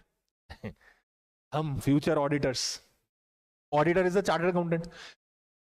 जो लिस्टेड कंपनीज होती है ना, उसमें एक ही ऑडिटर लगातार साल दर साल काम नहीं कर सकता। Now there is a limit. अगर इंडिविजुअल बंदे को तुमने ऑडिटर अपॉइंट कर रखा है तो वो मैक्सिमम 5 साल तुम्हारी ऑडिट करेगा, उसके बाद you have to remove that auditor, कोई नया लेकर आओ दूसरा। रोटेशन ऑफ ऑडिटर बोलते हैं इसको। क्या बोलते हैं? Rotation of auditor. If you are getting your accounts audited by a firm तो वो 10 साल कर सकती है। जैसे सपोज रिलायंस ने डिलॉयट को अपॉइंट कर लिया as an auditor, Deloitte is a firm, तो डिलॉयट कितने साल ऑडिट कर सकती है? 10 साल। उसके बाद Reliance has to rotate Deloitte, Deloitte हटेगा और कोई और ऑडिटर आएगा, 5 साल का कूलिंग पीरियड होता है। मतलब अगर मैंने रिलायंस की अब ऑडिट कर दी, मैं तो इंडिविजुअल हूं, तो मैं कितने साल ऑडिट कर सकता हूं? 5। उसके बाद मुझे 5 साल कूलिंग पीरियड पे जाना पड़ेगा, ठंडा होने जाना पड़ेगा, ठीक है? वो 5 साल मैं रिलायंस की ऑडिट नहीं कर सकता। Are you getting? अब ये प्रोविजन जो रोटेशन का प्रोविजन है, तुम्हें क्या लगता है छोटी कंपनी पे लगता होगा या बड़ी कंपनीज पे? क्योंकि घोटाले बड़े में ज्यादा होंगे। हिंदी चोरी नहीं करते सरकार की, छोटी छोटी कंपनी को पकड़ लिया रोटेशन में, बड़ी कंपनीज पे लगाते हैं। तो जब आप इसकी एप्लीकेबिलिटी पढ़ोगे, सबसे पहला ही पॉइंट क्या लिखा है? Listed company. अब तुम सोचो, ये कंपनी को, ये गरीब कंपनी को, ये इसे भी मैं क्या बना दूं? Listed company. तो बेचारे इस पे भी रोटेशन के प्रोविजन लग रहे हैं, ये अलग मरी पड़ी है कि हमारे तो लिस्ट भी क्या है। अच्छा, मैंने बोला तुम्हारी कंपनी कौन सी है? प्राइवेट। बंदे कितने हैं? 2। तुम्हारा लिस्ट क्या है? नॉन कन्वर्टिबल डिवेंचर, ऐसा डिवेंचर जो कल को शेयर में भी कन्वर्ट नहीं होगा। पर तुम्हें क्या फॉलो करना पड़ेगा? Listed company. क्यों भाइयों बहनों? ये लिस्टेड है, तो इसीलिए ऐसी कंपनीज को बाहर कर दिया। भाई तुम लिस्टेड नहीं माने जाओगे। So if a private company has come up with the private placement of NCD and get it listed, still it will not be treated as a listed company. Private और किसी तरीके से लिस्ट हो नहीं सकता, एक तरीके से हो सकता है, वो भी लिस्टेड में कवर नहीं होता। यानी प्राइवेट कंपनी लिस्टेड होती ही। सिंपल तो यही है। आधे घंटे से मैं जो बोल रहा था वो उस एक लाइन के लिए बोल रहा था। बात समझ में आ गई? बोलो पक्की बात। किस किस को समझ में नहीं आया है? सबको आ गया? ये तो भैया आपको समझ में आ गया पक्का एकदम? चलो गुड। लिखो rule 2A। Rule 2A is important from exam point of view. Paper में इस पे क्वेश्चन आता है कौन लिस्टेड है कौन लिस्टेड नहीं है। अभी एक क्वेश्चन दिखाऊंगा बड़ा प्यारा। क्या क्वेश्चन है? ओहो हो, मजे आ जाएंगे तुम्हारे को। लिखो rule 2A। The companies which is, कुछ नहीं, वो सुबह की दवाई। जब कोई ऐसी हरकतें करे समझ जाना उसका डोज रहा है सुबह आज। Company which is not to be considered as void, या तो दवाई रही है या नींबू सूंघ के आया है सुबह। Company which is not to be void नहीं लिस्टेड। आपकी भी रहेगी लगता है। हाँ लिख लो चुपचाप। हाँ, company which is not to be considered as listed. एक तो ऐसी ऐसी हरकतें करवाते किस दिन पापा ही देख रहे होते यूट्यूब पे, शाम को फोन पे बोलते क्या कर रहा था आज सुबह।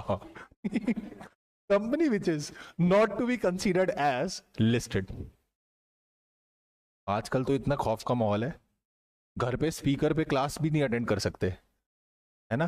क्योंकि अगर क्लास स्पीकर पे अटेंड कर ली तो घर वाले पढ़ाई छुड़वा देंगे। सही बात है भाई। आई विश मैं आकाश सर से पढ़ा होता, मैं थोड़ा छोटा होता, वो पहले पास हो गए होते। क्या देते हैं? चेक देते हैं, ब्लैंक चेक 100 रुपए का। चलो अच्छी बात है। देखो वो 20,000 वाले बंदे हैं, मैं 10,000 वाला हूं अभी। Company which is not to be considered as listed. किस किस कंपनी को लिस्टेड कंपनी नहीं मानते? लिखो फर्स्ट, 3 तरीके की कंपनी होती हैं जिन्हें आपको लिस्टेड नहीं मानना।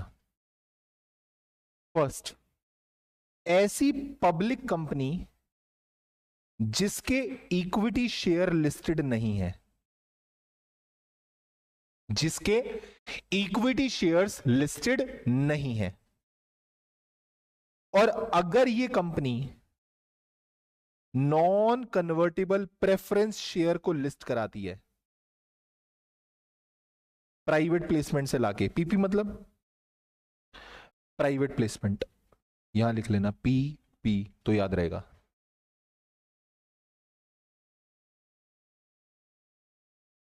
ठीक है,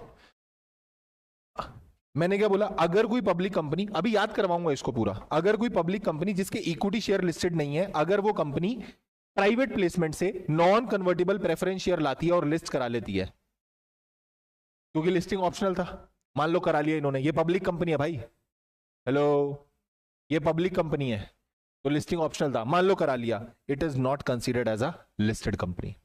रीजन सबका वही है। अब एक पब्लिक कंपनी है, सोचो तुम्हारे इक्विटी शेयर तो लिस्ट नहीं है और तुम क्या लिस्ट करा रहे हो, प्रेफरेंस शेयर, वो भी कौन से वाले, non convertible, you will not be treated as a listed company. Companies Act के हिसाब से हम तुम्हें लिस्टेड नहीं मानेंगे, तुम्हारे ऊपर ये वाले प्रोविजन नहीं लगने वाले। सेकंड, अगर ये पब्लिक कंपनी प्राइवेट प्लेसमेंट से नॉन कन्वर्टेबल डिबेंचर लाके लिस्ट करा लेती है, हम इसको लिस्टेड नहीं मानेंगे। या फिर प्राइवेट प्लेसमेंट से बोथ लाकर लिस्ट करा लेती है, हम इसे लिस्टेड नहीं मानेंगे।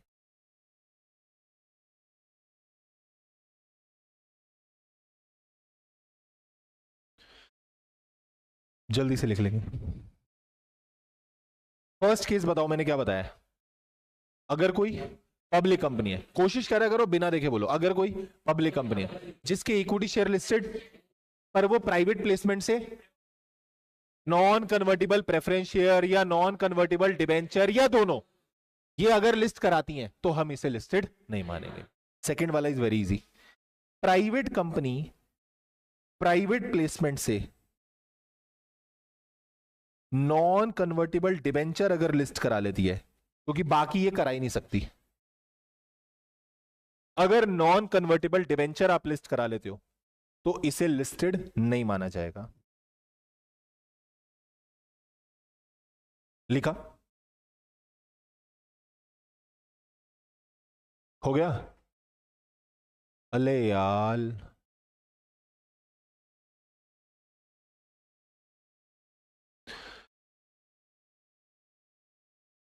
तेनू तकिया बिना नहीं दिल लगता मोहल्ले विचों, हो गया।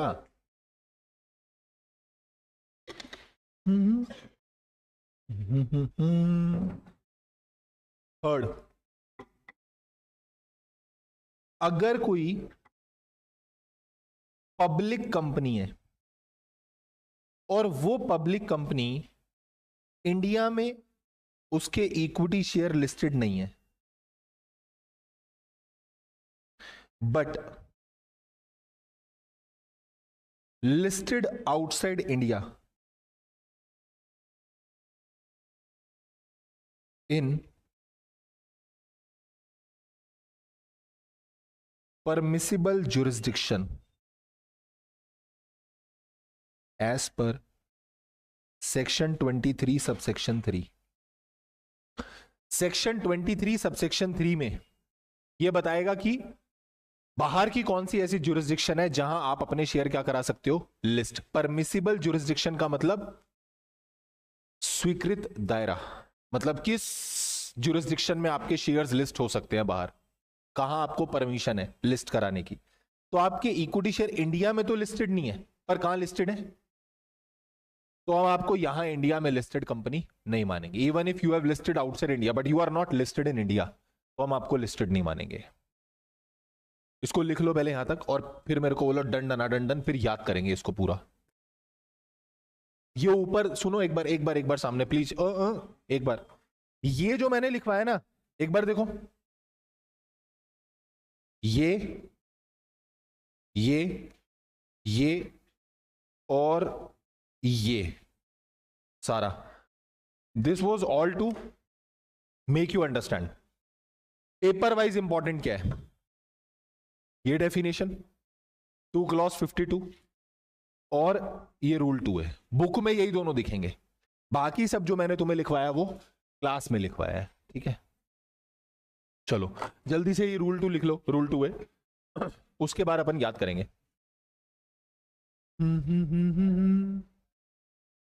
थर्ड वाला पॉइंट इज, कोई पब्लिक कंपनी है, उसके इंडिया में इक्विटी शेयर लिस्टेड नहीं है, बट एक सेक्शन होता है 23 subsection 3, if you get permission to get your shares listed outside India, तो आप करा सकते हो। तो अगर कोई ऐसी पब्लिक कंपनी जिसके इंडिया में तो शेयर लिस्टेड नहीं है पर इंडिया के बाहर लिस्टेड है उस परमिसिबल जुरिस्डिक्शन में जिसकी हमने परमिशन ली है, तो अगर ऐसी कोई कंपनी है भी तो हम उसे लिस्टेड नहीं मानेंगे, because you are not listed in India. But बाहर, हाँ बाहर होगा, उनके लॉस के हिसाब से वो दे विल कवर, बट हमारी कंपनी जो है यहां लिस्टेड नहीं है, बाहर लिस्टेड है, we will not consider it as a listed company. नहीं, क्योंकि कोई ऐसा स्पेसिफाइड नहीं है। हो गया? Hello, done? लिख लिया सबने? चलो इसको हटाओ, मेरे साथ बोलेंगे किस किस को लिस्टेड नहीं माना जाएगा, बस इतना याद करो, रूल 2 है, याद कर लो बेसिकली किस किस को लिस्टेड नहीं मानना। फर्स्ट, एक पब्लिक कंपनी जिसके इक्विटी शेयर लिस्टेड नहीं है। मेरी बात सुनो, आईसीएआई ना अभी गंदे गंदे लेवल के क्वेश्चन भी बना रहे हैं, ठीक है, इंटर में, हो सकता है थोड़े फाउंडेशन में भी बने होंगे तुमको देख के अगर लगा हो तो, बट इंटर में they are going to ask थोड़े लेवल के क्वेश्चन, क्योंकि दैट इज इंटर, ठीक है।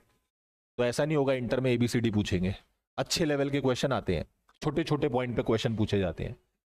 अभी आईसीएआई इतने हद तक नहीं गिरा है, ठीक है, पर मैं बहुत गिरा हुआ हूं, तो मैं जितने भी क्वेश्चन पूछूंगा ना, I will make you prepare for the toughest, कि अगर बैंड भी बज गई तो क्या बैंड बच सकती है, एक्सट्रीम टू एक्सट्रीम केस, ठीक है।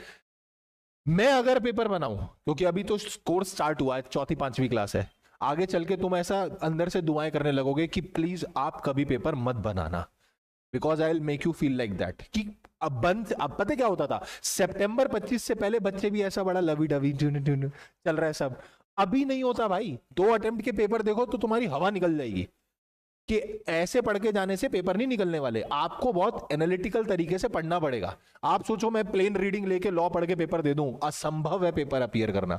सितंबर का तो पेपर देखना, 30-32 पेपर पेजेस का तो क्वेश्चन पेपर था, इतनी तो हमारी शीट नहीं भरती जितने का क्वेश्चन पेपर आया था, ठीक है। तो वो तो देख के ही ऐसा सांस सूख जाएगी कि 30 पेज का क्वेश्चन पेपर, समझ रहे हो आप? बचपन में वो सिंगल पेज होता था आगे पीछे बस छोटा सा 30 पेजेस, बैंड बच जाएगी भाई पेपर देख के। पर क्या कर रखा है, इतना बड़ा केस बना रखा है, और आंसर एक छोटे से वर्ड पे है, एक छोटे से पॉइंट पे है। मे पे आंसर पूछ लेते, मतलब मे पे क्वेश्चन आता है 3 मार्क्स का, ठीक है, मे शैल पे खेलते हैं, एंड और पे खेलते हैं। तो छोटी छोटी चीजें ध्यान में रखनी बहुत जरूरी है, ठीक है। मैं अगर पेपर बनाऊं तो मैं बहुत अच्छा एक क्वेश्चन बना सकता हूं, पता है क्या, एक ऐसा कहानी सजाई, कोई एक पब्लिक कंपनी है, वो प्राइवेट प्लेसमेंट से नॉन कन्वर्टिबल डिबेंचर लेकर आई और उसने लिस्ट करा लिया, बट उसके इक्विटी शेयर भी लिस्टेड हैं, वो लिस्टेड मानी जाएगी या नहीं मानी जाएगी? मानी जाएगी, क्योंकि यहां तब आओगे जब आपके इक्विटी शेयर लिस्टेड नहीं है। हर छोटी छोटी चीज ध्यान देनी है। एक पब्लिक कंपनी जिसके इक्विटी शेयर लिस्टेड नहीं, देखो लॉजिक अगर क्लियर है, इनको लिस्टेड क्यों नहीं मान रहे? क्योंकि ये वैसी कंपनी, भाई तुम्हारे इक्विटी शेयर लिस्ट है तब हम तुमको बोलेंगे you are a listed company, तुमको कंप्लाइंस करने पड़ेंगे। हम इनको बाहर क्यों कर रहे हैं? ताकि हम इनको थोड़ा कंप्लाइंस से मुक्त कर दें, कि चलो ठीक है तुम्हारे ऊपर उतने हार्श कंप्लाइंसेस नहीं डाल रहे। पर ऐसी कंपनी पे ही तो नहीं डालेंगे ना जो थोड़ी ऐसी छोटी कंपनी है। तो ये कंपनी कौन सी है? जो पब्लिक है बट उसके इक्विटी शेयर लिस्टेड नहीं है। तो फिर इसने क्या लिस्ट कराया हुआ है? नॉन कन्वर्टिबल प्रेफरेंस शेयर या नॉन कन्वर्टिबल डिबेंचर, या दोनों, तो फिर ये लिस्टेड नहीं है। उल्टा बोलो, उल्टा बोलो, अगर कोई पब्लिक कंपनी जिसके इक्विटी शेयर लिस्टेड है, मैं बोल रहा हूं आगे सवाल ही मत पढ़ना, अब वो ब्रह्मांड की कोई भी चीज लाके लिस्ट करा दे, it is a listed company. नहीं समझ में आया? पब्लिक कंपनी अगर उसके इक्विटी शेयर लिस्ट हो चुके हैं ना भाई, तो इट इज लिस्टेड। अब वो कन्वर्टिबल लिस्ट कराए, नॉन कन्वर्टिबल लिस्ट कराए, फलाना पब्लिक इशू लाके लिस्ट कराए, प्राइवेट प्लेसमेंट लाके, एक एक वर्ड पे क्वेश्चन घूम जाएगा, मैं बता रहा हूं, एक एक वर्ड पे। Are you getting what I am saying? ठीक है सर। सेकेंड पॉइंट, अगर कोई प्राइवेट कंपनी है, वो प्राइवेट प्लेसमेंट से एनसीडी लिस्ट कराती है। क्या लिस्ट कराती है? क्योंकि बाकी लिस्ट करा ही नहीं सकती, इसी के लिए तो मैंने बहुत देर तुमको कुछ सिखाया। बाकी सब तो उसका लिस्ट हो ही नहीं सकता, सिर्फ एक चीज लिस्ट हो सकती थी, क्या? एनसीडी। और अगर उसे भी लिस्ट करा लेते तो भी आपको लिस्टेड नहीं माना जाएगा। और अगर कोई पब्लिक कंपनी जो इंडिया में लिस्टेड नहीं है, मतलब उसके इक्विटी शेयर इंडिया में लिस्टेड नहीं है बट इंडिया के, तो भी हम उसे लिस्टेड नहीं मानेंगे। एक बार लास्ट बार बोलोगे कौन सी 3 कंपनी को लिस्टेड नहीं मानना? फर्स्ट, अब मैं नहीं बोलूंगा, अब तुम सारा बोलोगे। फर्स्ट,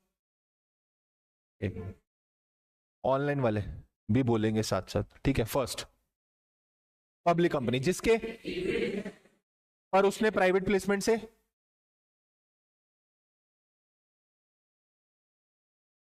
लिस्ट करा लिया तो उसे लिस्टेड। पॉइंट 2, प्राइवेट कंपनी, बहुत बढ़िया, प्राइवेट प्लेसमेंट से अगर वो एनसीडी लाकर लिस्ट कराती है, लिस्टेड नहीं है। थर्ड, पब्लिक कंपनी जिसके इक्विटी शेयर इंडिया में लिस्टेड, पर अगर तो उसे लिस्टेड। अगर कोई प्राइवेट कंपनी है जिसके इक्विटी शेयर इंडिया में लिस्टेड नहीं है पर उसके बाहर लिस्टेड है, उसे मानेंगे? क्योंकि वो लिस्ट हो ही नहीं सकती। प्राइवेट के इक्विटी शेयर कैसे लिस्ट करा लोगे? वो तो हो ही नहीं सकते। Is it clear? अब एक क्वेश्चन दिखाऊं, क्वेश्चन देख लेना, खुश हो जाना, बट दुआ करना कि कभी जिंदगी में पेपर में ना आए, ठीक है? उसका रीजन भी अभी देता हूं। क्योंकि अगर ये सवाल पेपर में आ गया ना तो आधा घंटा एक क्वेश्चन खा जाएगा 5 मिनट का, लिखने में बैंड बज जाएगी तुम्हारी। Let me show you the question.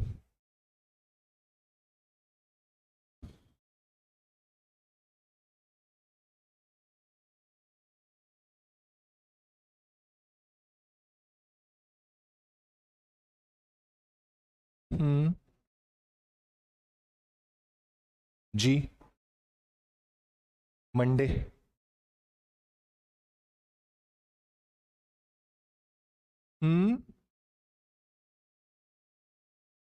Next Monday आ जाओ।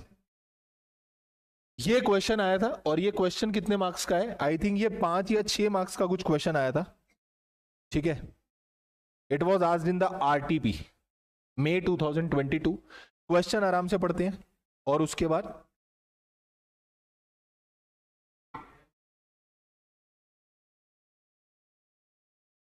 चलो क्वेश्चन नंबर, अरे हाँ, क्वेश्चन नंबर 4 पढ़ना जरा। Following are some of the, दिख रहा है ना? Following are some of the securities issued by the different companies related with each other as follows. पहली कंपनी का नाम है, पता नहीं कहां से नाम ढूंढ के लाए हैं, ठीक है? क्लेश रहित लिमिटेड, कलेश रहित, दैट्स फ्री ऑफ कलेश, ठीक है? क्लेश रहित लिमिटेड, ये इसमें कुछ एलवेल साइलेंट तो नहीं होगा ना? के limited, listed non convertible redeemable preference share, ठीक है? क्या लिस्ट कराया इन्होंने? नॉन कन्वर्टेबल मतलब प्रेफरेंस शेयर। वो रिडीमेबल वर्ड मैंने नहीं लिखा है, बुक में तुमको लिखा मिलेगा, मैंने नहीं लिखा क्योंकि प्रेफरेंस शेयर कभी भी रिडीमेबल होता ही नहीं है। हमेशा क्या होता है? वो रिडीमेबल। इररिडीमेबल प्रेफरेंस शेयर नहीं होते, कोई ऐसा प्रेफरेंस शेयर नहीं होता जो इररिडीमेबल होगा। This is written in section 55 subsection 1, ठीक है? अगर कंपनी ने नॉन कन्वर्टेबल प्रेफरेंस शेयर को लिस्ट कराया, कैसे लाए? प्राइवेट प्लेसमेंट से, तो बताओ ये लिस्टेड कंपनी है या नहीं है? It is a public company और प्राइवेट प्लेसमेंट से क्या लिस्ट करा रही है? नॉन कन्वर्टेबल प्रेफरेंस शेयर, तो ये लिस्टेड कंपनी। पर अब तुम बोलोगे आपको ये कैसे पता कि इसके इक्विटी शेयर लिस्ट है या नहीं है? तो इट इज अजम्पशन। आईसीआई बोलता मान लो, मान लो, क्योंकि अगर तुम ये मान लोगे कि इसकी इक्विटी शेयर लिस्टेड है तो फिर क्वेश्चन किस बात का? कोई सेंस बनी क्वेश्चन की? Non sense. तो आपको यहां पे क्या मानना पड़ेगा? कि इक्विटी शेयर लिस्टेड नहीं है, ठीक है? फिर आया ये इंद्रधनुष, पढ़ो जो भी नाम है, listed non convertible debt security, private placement पे इशू हुई है।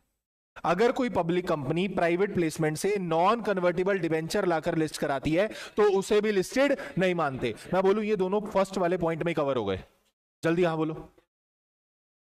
Listed non convertible debt security, ये प्राइवेट कंपनी है, प्राइवेट कंपनी ने प्राइवेट प्लेसमेंट से एनसीडी लिस्ट करा लिया, तो इसे भी लिस्टेड नहीं मान। कौन सा पॉइंट? Point number 2।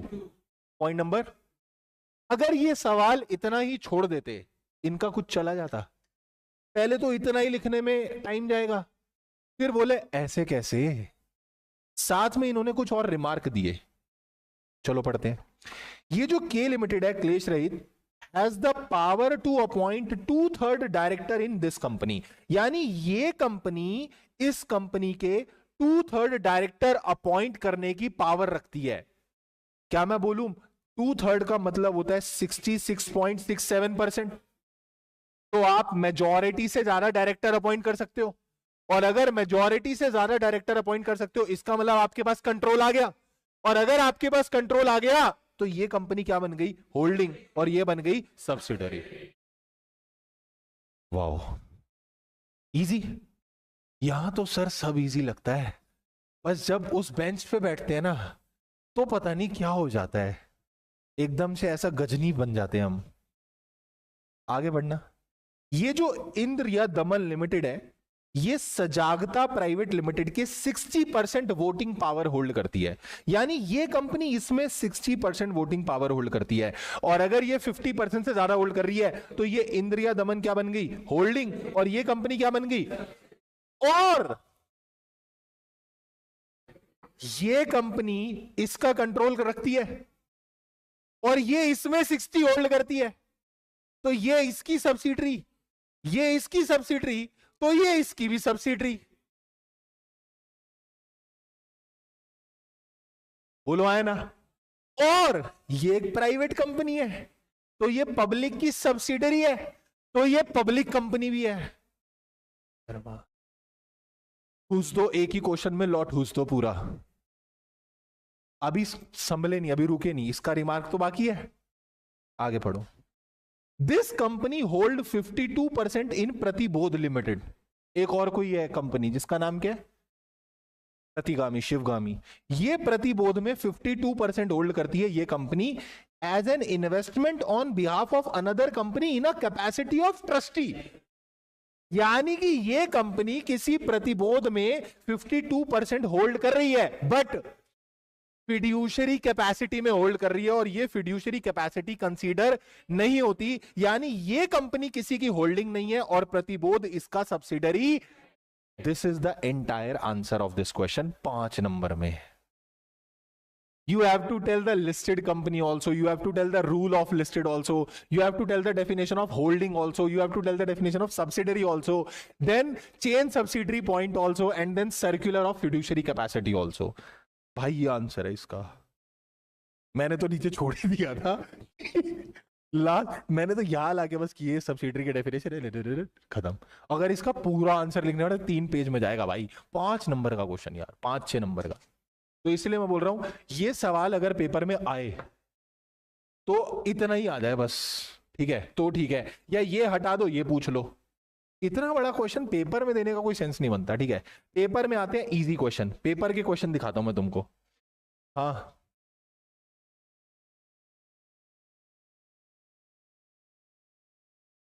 नहीं, क्योंकि अगर बाय नेचर तो वही है ना, रेस्ट्रिक्शन कैसे हटेगी? मैं तुमको एक और क्वेश्चन दिखाता हूं, वो देख के तुमको थोड़ा खुशी मिलेगी कि शुक्र है। पेपर में ऐसे भारी क्वेश्चन नहीं आते, डोंट वरी। पेपर में जो क्वेश्चन आते हैं जिससे मुझे दिक्कत है कि ऐसे नहीं आने चाहिए, paper should be like that, ऐसा हाथ लगाओ करंट लग जाए, ऐसा पेपर होना चाहिए। हाँ, आपकी निकल गई ना। पढ़ो क्वेश्चन, एग्जाम क्वेश्चन। छी, पढ़ना। एक कंपनी है एबीसी लिमिटेड, इट इज अ, इसने एनसीडी लिस्ट कराया प्राइवेट प्लेसमेंट पे, लिस्टेड है। Point number. एक और कंपनी है पब्लिक कंपनी, उसने नॉन कन्वर्टेबल प्रेफरेंशियल लिस्ट कराया प्राइवेट प्लेसमेंट पे, लिस्टेड है। Point number.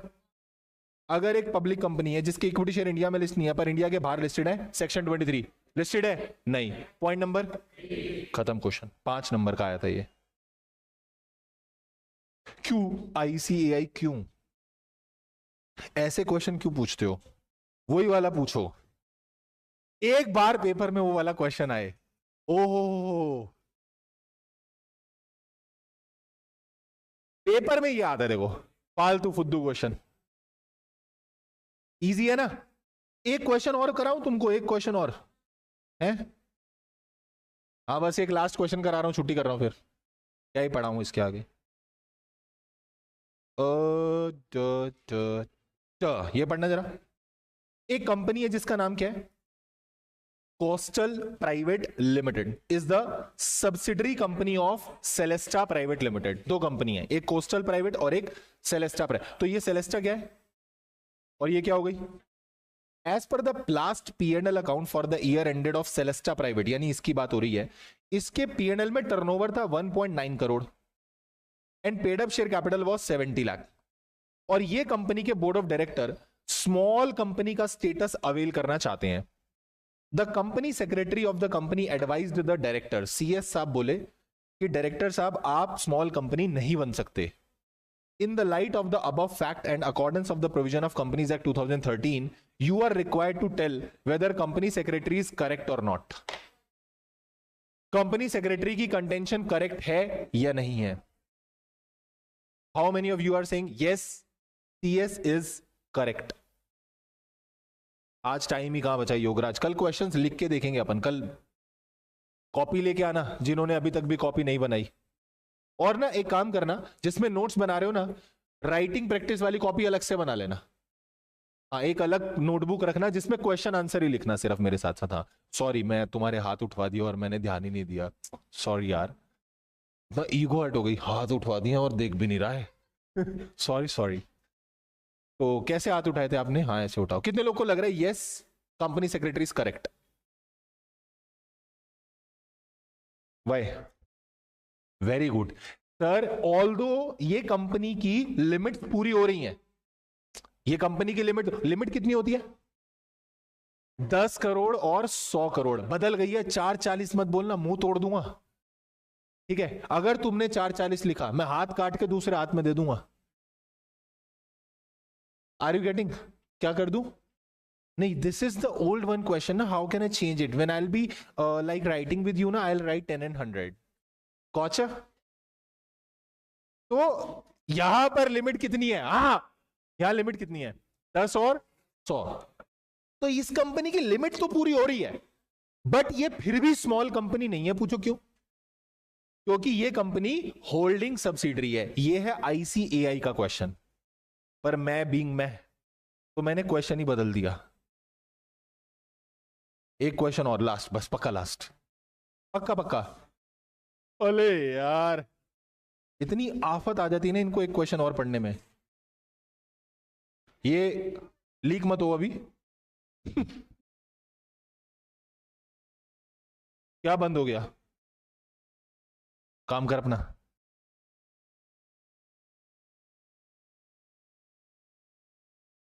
एक क्वेश्चन और दिख गया अभी, वो भी कराऊंगा। अरे वो क्वेश्चन कहां है शट अप। नहीं मिल रहा है। बारी बरसी खटन गयासी खट के ले आंदा भूरा। बारी बरसी खटन गयासी खट के ले आंदा भूरा। चुपचाप होके बैठ जाओ, अभी टाइम नहीं हुआ पूरा। Shut up. अभी मैंने पूरी पंजाबी बोली, तुमको समझ नहीं आएगी ना? पंजाबी समझ में आती तुमको? किस किस को आती है, किसको नहीं आती? आपको पंजाबी समझ नहीं आती?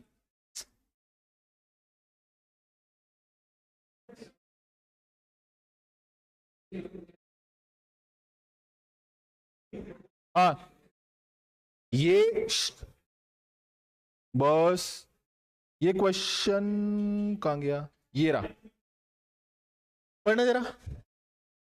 अभी तो किया था है ना, और यही इस पेपर में होता है। अभी तो पढ़ के आया था, ये वही तो क्वेश्चन है, सीधा क्वेश्चन बिना पढ़े, as per section 2 clause 85 following. Question ये है ही नहीं, पढ़ो। Coastal private limited is the company having similar business of Celesta, या होल्डिंग सब्सिडरी नहीं है। As per the last P&L account for the year ended of this, ये इतना है और ये इतना है। अब ये होल्डिंग, अब ये स्मॉल कंपनी का स्टेटस ले सकती है नहीं ले सकती?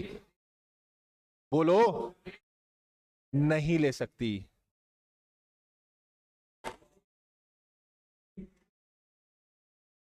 कैसा है क्वेश्चन? जिदा हल ही नहीं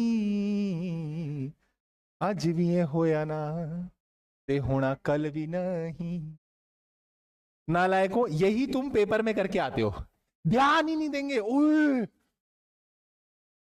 आईसीआई हट हम, फिर आईसीआई रिजल्ट वाले दिन बोलता है वापस दोबारा एग्जाम फॉर्म की टिटेरी। भाई ये मैंने चेंज किया था, ऐसा हो सकता है वो तुमको थोड़ा सा क्वेश्चन चेंज कर देगा। अब तुमको क्या लगेगा, अबे हाँ इसमें होल्डिंग सब्सिडरी तो है ही नहीं, और इसमें क्या है लिमिट भी अंदर ही है, इसका मतलब इसमें क्या है small company secretary is not correct, they can take the status of small company. अबे भाई ऊपर देखो गांधार राज ये लिखा ऊपर, ठीक है, यहाँ क्या है ये पब्लिक कंपनी, और स्मॉल कंपनी की स्टार्टिंग ही कहां से होती थी, small company means a company which is not a base condition ही हुई थी कि वो प्राइवेट होनी चाहिए। बाप रे, आप तो ना ही बनाना पेपर, कोई बात नहीं, समझ में आया। एक क्वेश्चन होमवर्क दूं, इसका स्क्रीनशॉट ले लो, कल इसको डिस्कस करेंगे। हाँ थोड़ा जूम करके, यस चलो, दिस इज द क्वेश्चन। हाँ रुको रुको, मैं पूरी स्क्रीन पे क्वेश्चन लगा देता हूं, लो। ये क्वेश्चन पेपर में आने वाला है, मैं बता रहा हूं बहुत जल्दी, किसी भी अटेम्प्ट में। इसको अच्छे से सॉल्व करके आना, ठीक है, it is a very good question. और कल मैं इसको लिखवा के कराऊंगा, मतलब we will solve it proper लिख के, नोटबुक लेके आना जरूर वो लिखने वाली, ठीक है। चलो so this is all for today, कल चैप्टर वाइंड अप करेंगे, कल से कोई क्लास यूट्यूब पे नहीं होगी, demo is all together over, कल से अपन शिफ्ट हो जाएंगे एप्लीकेशन पे। जिन्होंने अभी तक भी एनरोल नहीं किया है वो एप्लीकेशन पे क्लास के लिए एनरोल जरूर कर लीजिएगा, ठीक है। चलो this is all for today, thank you so much, take care, bye bye, and keep working very very hard as someone somewhere is waiting for success, thank you so much, take care, tada, bye bye। कल करेंगे, कल अभी late, फिर accounts का lecture late हो जाएगा ना।